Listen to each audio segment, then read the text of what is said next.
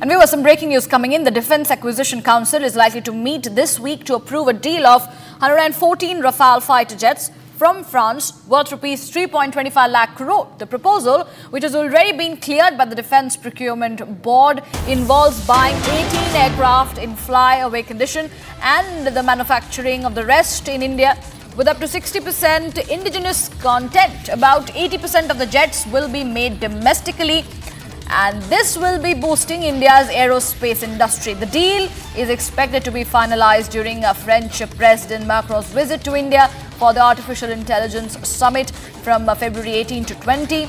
And if approved, India will operate around 176 Rafale fighters, making it the largest Rafale operator globally. The DAC will all set to approve 114 Rafale jets in the rupees 3 lakh crore deal. Ishan joins me on the phone line for more on this. Ishan, elaborate on these developments coming in with the Defence Acquisition Council are likely to meet this week to approve a deal, a mega deal of 114 Rafale fighter jets from France. Absolutely. Ahead of Macron's visit, the DAC is likely to meet this week to grant an AON for the 114 Rafale fighters. This deal will be about 3.25 lakh crores. The DAC meet chaired by the Honorable Defence Minister Rajnath Singh is to take up a few big ticket items for procurement, especially during this particular meet.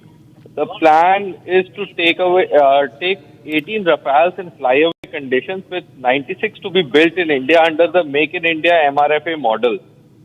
Nearly 80% of the fleet will be manufactured in India, with indigenization targets of up to 60% over time, and the supply chain will be built in-house, wherein smaller suppliers will be providing parts and components to this particular manufacturing line, and this will be developed over time.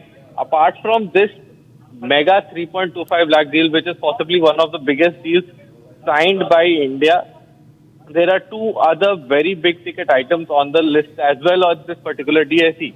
The PA type Poseidon aircraft, India will be acquiring 6 of those from the United States, and AON for this was already given. And apart from that, the gas turbine engine, indigenous gas turbine marine engine, will also get a nod of approval in this DAC. Once the DAC has given approval to this, the AONs have been signed, the formal contract process will begin. And once the contract process begins, we will find out more on the timelines of the delivery of the aircraft and other components of the aircraft as well. Right.